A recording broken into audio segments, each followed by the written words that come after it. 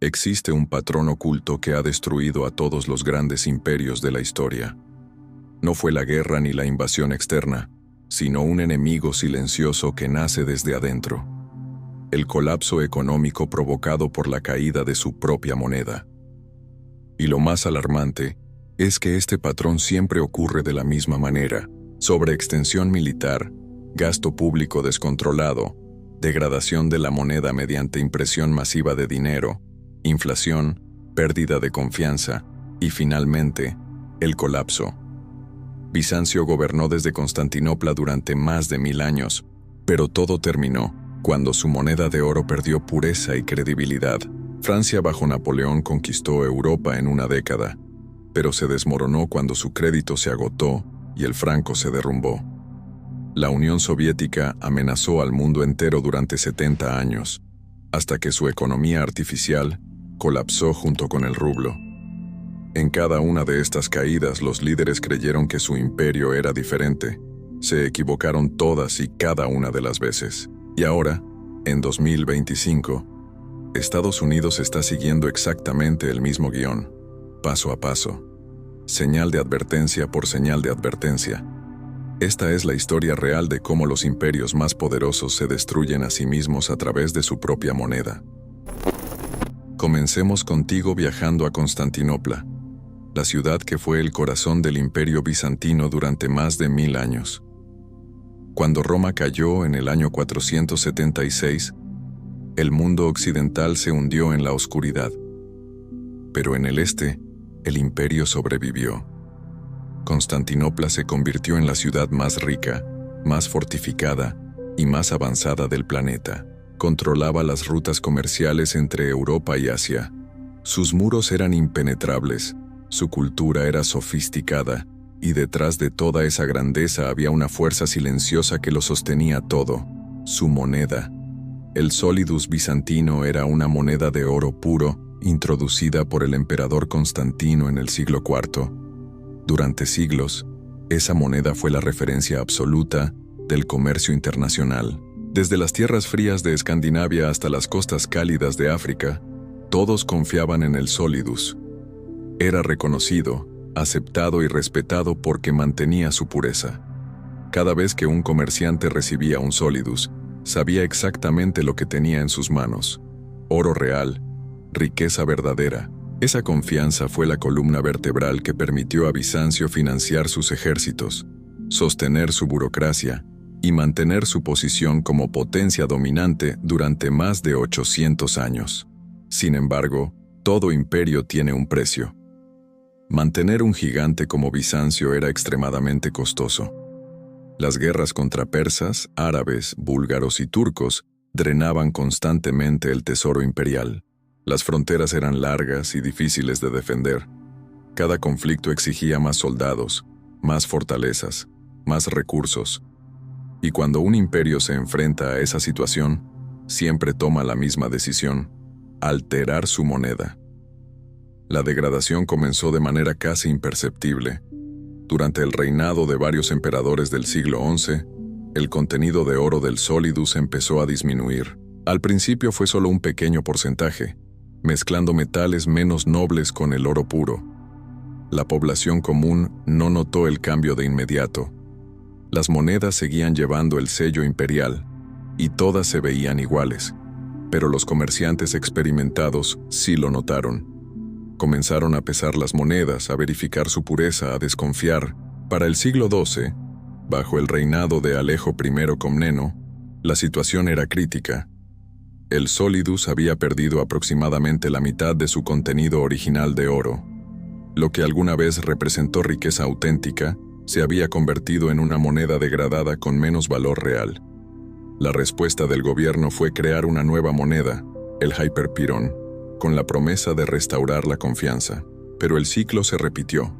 Las presiones fiscales continuaron, las guerras no cesaron, y la nueva moneda también comenzó a perder pureza con el tiempo. Tú puedes imaginar la frustración de un soldado bizantino en esa época.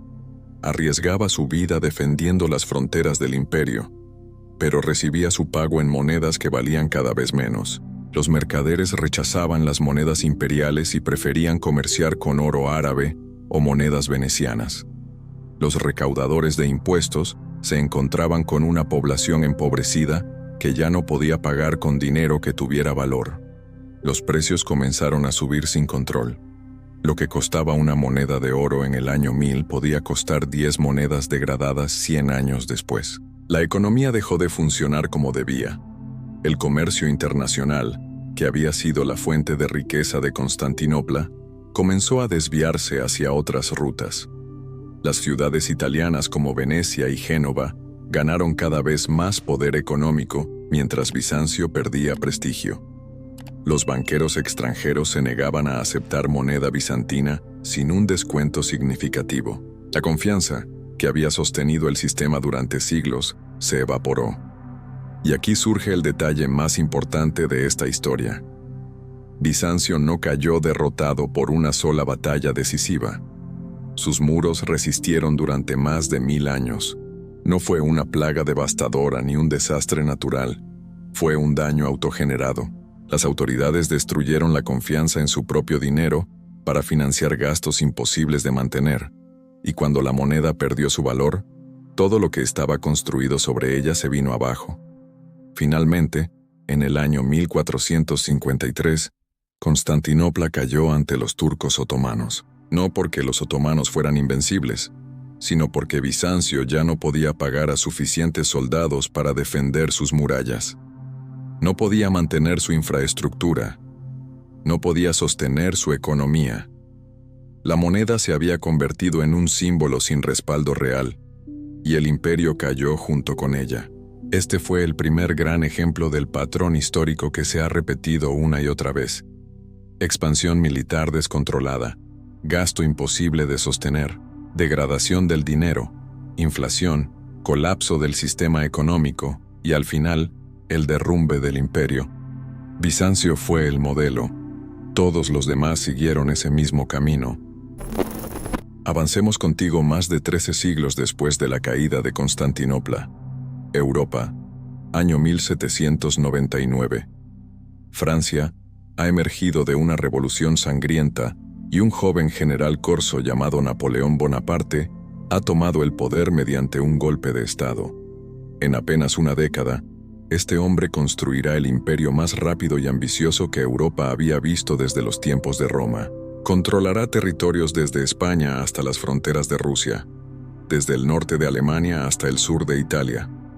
Y su ascenso meteórico estará financiado no con oro real, sino con promesas, crédito y una expansión monetaria que, al final, destruirá todo lo que construyó. Cuando Napoleón llegó al poder, Francia estaba arruinada. La revolución había destrozado las finanzas del país. El sistema bancario era un caos. La antigua moneda, los asignados revolucionarios, había colapsado por impresión excesiva, y ya nadie confiaba en el papel moneda francés. Una de las primeras medidas de Napoleón fue estabilizar la situación creando el franco germinal en el año 1803. Una moneda respaldada por oro y plata con valor fijo. Era una jugada brillante que restauró la confianza y permitió al gobierno francés financiar sus operaciones. Sin embargo, Napoleón tenía ambiciones que iban mucho más allá de estabilizar Francia. Quería dominar Europa, imponer el código napoleónico en cada territorio conquistado, controlar el comercio continental y humillar a Inglaterra, su enemigo más persistente. Cada una de esas ambiciones requería dinero, mucho dinero.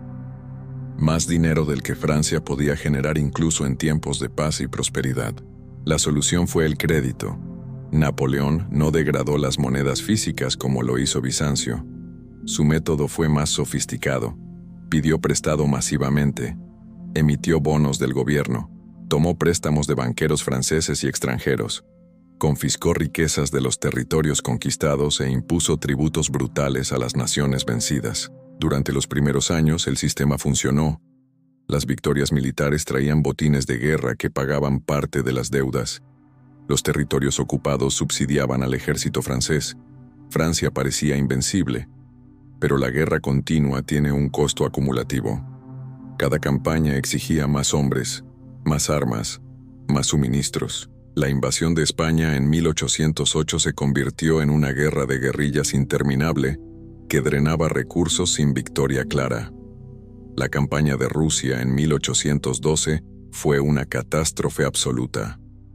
Napoleón entró en Moscú con más de 600.000 soldados y regresó con menos de 100.000. Las pérdidas humanas fueron devastadoras, pero las pérdidas económicas fueron igualmente catastróficas. El crédito comenzó a agotarse. Los banqueros se volvieron cautelosos. Las tasas de interés subieron. Francia ya no podía financiar sus guerras únicamente con préstamos. Entonces llegó la inflación. Aunque el franco mantenía su respaldo metálico oficial, la cantidad de papel en circulación superaba con creces las reservas reales. Los precios empezaron a subir. Los soldados recibían su paga, pero esa paga compraba cada vez menos. Los campesinos escondían sus cosechas porque preferían guardar productos reales antes que aceptar moneda cuyo valor futuro era incierto. Aquí aparece la paradoja que siempre acompaña a los imperios basados en crédito. Mientras las victorias continúan, el sistema se sostiene. Pero en el momento en que las derrotas comienzan, todo el castillo de naipes se derrumba. Después de la desastrosa campaña de Rusia, las naciones europeas formaron coaliciones cada vez más grandes contra Francia. Napoleón perdió en Leipzig en 1813, fue exiliado a Elba, regresó durante los 100 días y finalmente fue derrotado en Waterloo en 1815. Pero el verdadero colapso no ocurrió en el campo de batalla, ocurrió en las finanzas. Cuando Napoleón cayó, Francia estaba completamente arruinada. La deuda pública era impagable. La economía estaba destrozada. Los bonos del gobierno francés no valían casi nada. El franco había perdido credibilidad internacional. Los banqueros europeos se negaban a prestar más dinero a Francia sin garantías extremas. El país que había dominado el continente durante 15 años quedó reducido a un estado quebrado, humillado y sin influencia. El patrón vuelve a estar presente. Ascenso meteórico basado en crédito. Gasto gubernamental excesivo para sostener guerras continuas, pérdida de confianza en la capacidad de pago, inflación encubierta, colapso financiero y, finalmente, la caída del imperio. Napoleón confirmó que la ambición desmedida financiada con deuda insostenible siempre termina en el mismo lugar: la ruina absoluta. No importa cuán brillante sea el líder, cuán poderoso sea el ejército o cuán grandes sean las victorias iniciales. Cuando el dinero se acaba y la confianza desaparece, el imperio se desmorona desde adentro. Ahora llegamos contigo al imperio más reciente que colapsó siguiendo este patrón, la Unión Soviética. El gigante que amenazó al mundo entero durante más de 70 años. La superpotencia que controlaba un tercio de la masa terrestre de Europa y Asia. El estado que construyó el segundo arsenal nuclear más grande del planeta y compitió cara a cara con Estados Unidos por la hegemonía global, y que a pesar de todo ese poder, se desintegró en cuestión de meses sin que una sola bomba enemiga cayera sobre Moscú. La Unión Soviética nació en 1917, después de la Revolución Bolchevique.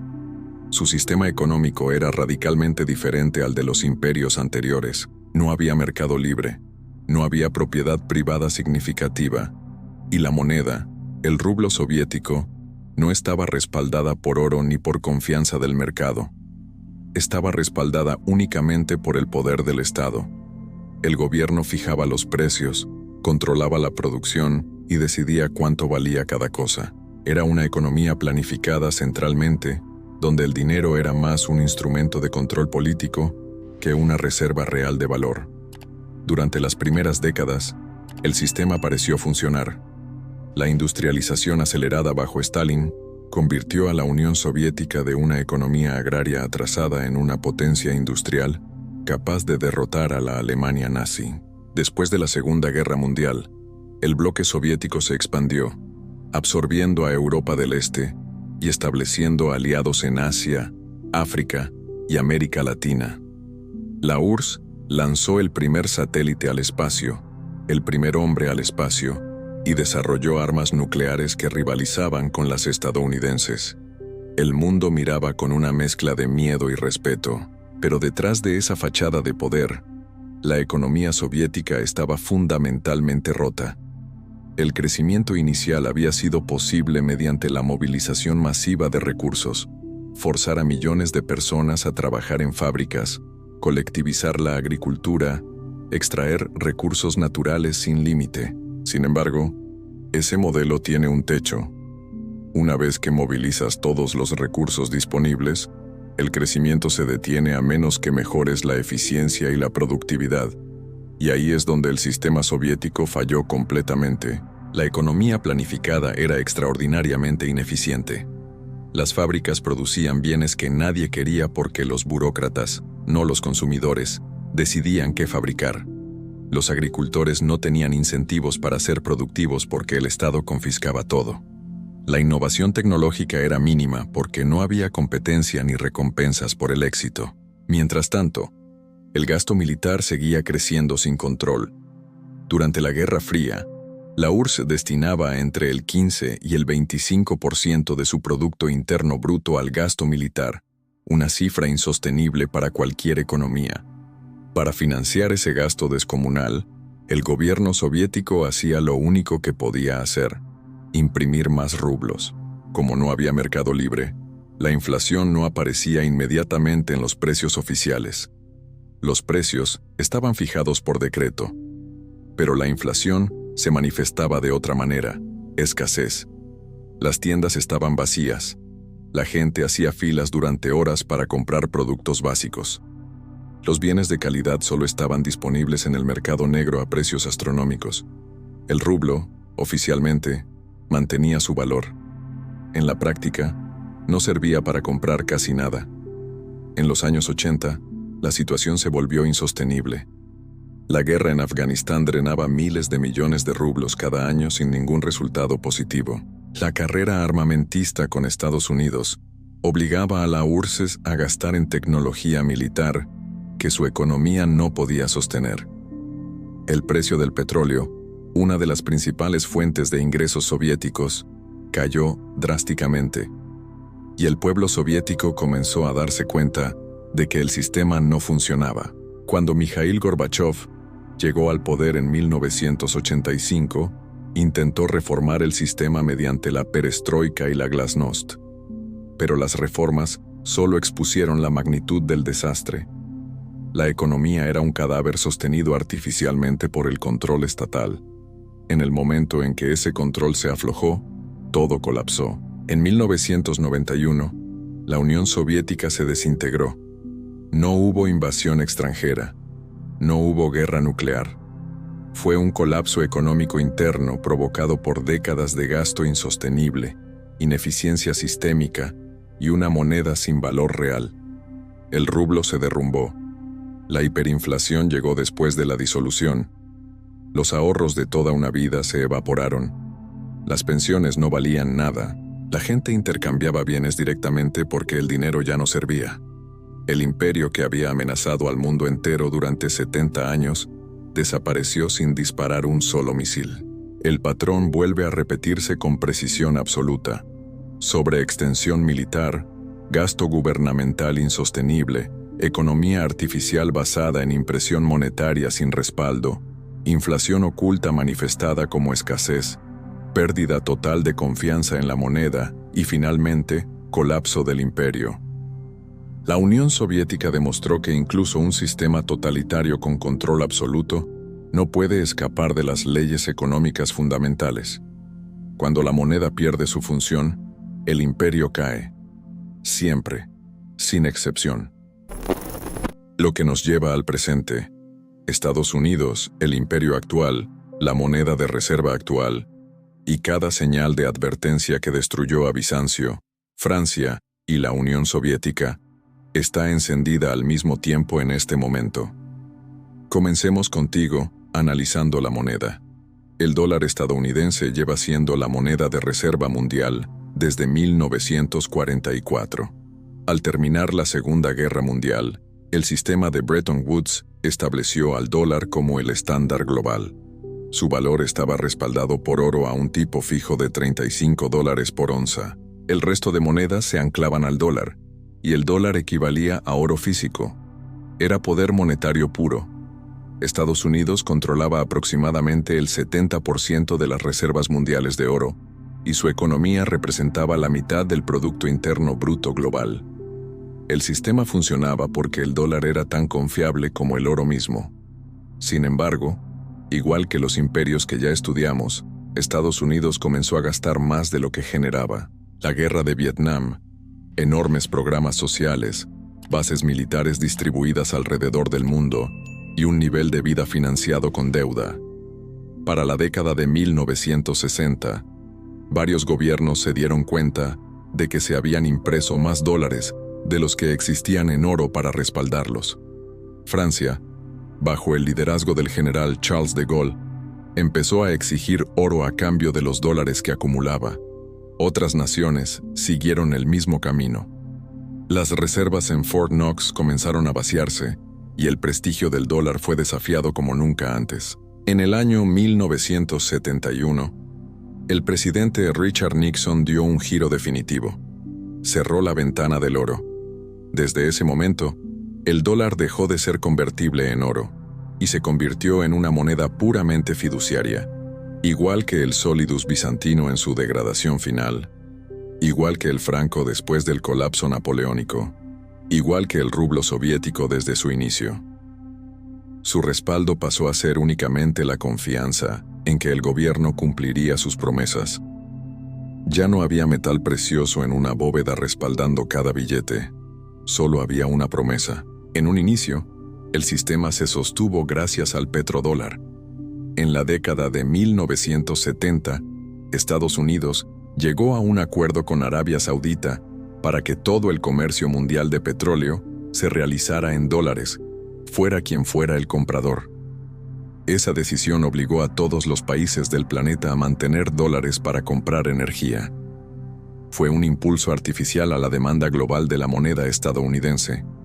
Mientras el mundo necesitara petróleo y el petróleo se vendiera en dólares, el billete verde mantendría su dominio. Aún así, el gasto siguió aumentando sin control. En 1980, la deuda nacional rondaba los 900.000 millones de dólares. Para el año 2000 ya estaba en alrededor de 5.600.000 millones. En el año 2020 alcanzó los 27 billones.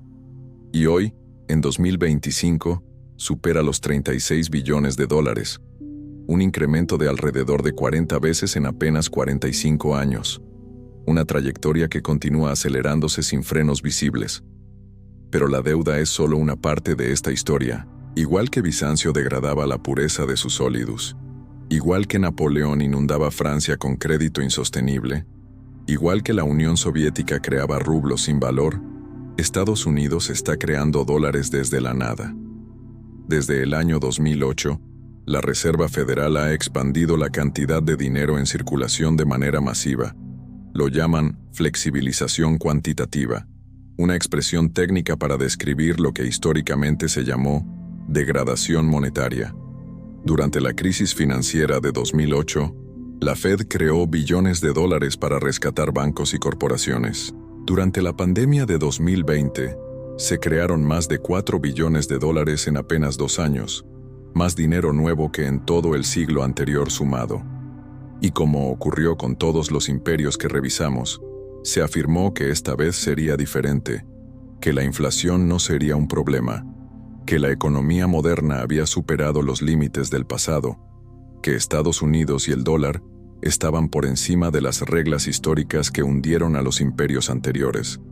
Se dijo que nada de esto tendría consecuencias, una ilusión peligrosa que ya ha comenzado a romperse. Para la gente, las consecuencias ya están aquí. La inflación oficial alcanzó alrededor del 9,1% en junio de 2022, el nivel más alto en 40 años. Aunque las cifras oficiales después bajaron, tú lo has sentido en algo más profundo, porque la inflación real se refleja en los productos que sostienen la vida diaria. Alimentos, vivienda, transporte, salud, educación. Los precios suben más rápido que los salarios. El poder adquisitivo del dólar se erosiona mes tras mes. Lo que costaba $100 en el año 2000, hoy cuesta más del doble. Es una degradación lenta al principio, pero la historia demuestra que ese proceso siempre termina acelerándose. Y lo más preocupante es que Estados Unidos está atravesando la misma pérdida de hegemonía monetaria que vivió el Imperio Bizantino cuando los comerciantes rechazaron el solidus degradado, que vivió Francia cuando nadie quiso prestar más al gobierno napoleónico, que vivió la Unión Soviética cuando su propio pueblo dejó de confiar en el rublo. En el año 2000, más del 70% de las reservas globales estaban denominadas en dólares. Hoy esa participación ronda el 58% y continúa descendiendo. La tendencia es clara y las consecuencias son enormes. Mientras ocurre esta erosión, las naciones BRICS, encabezadas por Brasil, Rusia, India, China y Sudáfrica, junto con nuevos aliados estratégicos, están construyendo alternativas reales para el comercio internacional. Están utilizando monedas locales en transacciones bilaterales, diseñan nuevos sistemas de pago que evitan el sistema SWIFT controlado por Occidente y buscan escapar de la dependencia del sistema financiero dominado por Washington. A esto se le suma algo aún más simbólico. China y Rusia están comprando oro de manera agresiva. Los bancos centrales en todo el mundo se están moviendo en la misma dirección. La diversificación lejos del dólar ya comenzó. El mundo se está preparando para un futuro en el que el dólar dejará de ser indispensable. La historia ya nos mostró lo que ocurre cuando una moneda pierde su estatus de reserva. Bizancio perdió el control del comercio mediterráneo cuando su moneda dejó de ser confiable. Francia napoleónica colapsó cuando su crédito se agotó. La Unión Soviética se desintegró cuando el rublo dejó de funcionar. Primero llega una pérdida gradual de influencia financiera. Después llega la pérdida de poder político global. Finalmente se produce el declive del imperio. Aquí aparece la señal más peligrosa de todas. Estados Unidos enfrenta exactamente el mismo problema que hundió a Bizancio: la sobreextensión militar. Actualmente sostiene cerca de 800 bases en más de 70 países. El presupuesto de defensa supera los $800.000 millones cada año. Los conflictos en Irak y Afganistán costaron más de $8 billones acumulados. El despliegue de poder militar es inmenso, pero también lo es el costo de mantenerlo. Cada base, cada portaaviones, cada sistema de armamento avanzado requiere miles de millones en mantenimiento anual. El patrón vuelve a presentarse con claridad absoluta. Bizancio dejó de pagar a sus soldados con moneda que valiera algo y cayó. Francia napoleónica dejó de financiar sus guerras cuando se ahogó en deuda tras las derrotas militares. La Unión Soviética perdió su capacidad para sostener su presencia global cuando su economía artificial colapsó. Estados Unidos está siendo arrastrado hacia el mismo destino por las mismas decisiones económicas. Gasto militar insostenible financiado con deuda creciente y creación monetaria sin respaldo real. El tiempo se agota, y no existe imperio que haya logrado escapar de esta secuencia una vez que el dinero deja de cumplir su función fundamental. Las matemáticas son implacables. La deuda crece más rápido que la economía.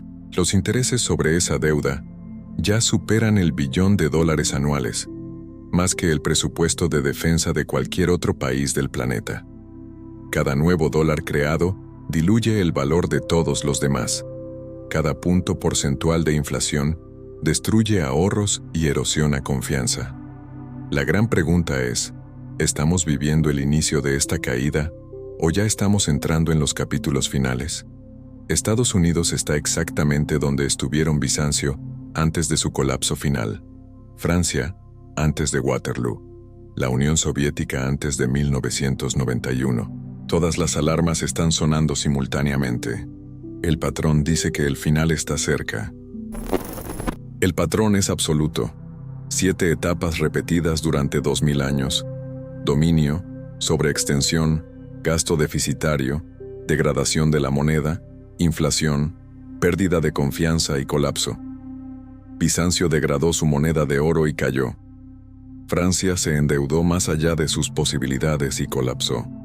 La Unión Soviética imprimió rublos sin valor y desapareció. Ahora Estados Unidos crea billones de dólares desde la nada y mantiene déficits que crecen cada año. La historia lleva 2000 años repitiendo la misma enseñanza. La pregunta dejó de ser si ocurre. La pregunta es ¿cuándo? ¿Cuánto tiempo antes de que el mundo decida que el dólar ya no es una reserva confiable de valor? ¿Cuánto antes de que Estados Unidos siga a Bizancio, a Francia napoleónica y a la Unión Soviética en los libros de historia? Tú estás viviendo este proceso en tiempo real. Por eso este canal existe, para que estés informado y preparado. Si quieres seguir entendiendo estos patrones y proteger tu futuro, suscríbete ahora mismo y activa la campanita. Comparte este video con quienes necesitan abrir los ojos. Tu apoyo permite que este mensaje llegue más lejos antes de que sea demasiado tarde. Gracias por ver hasta el final.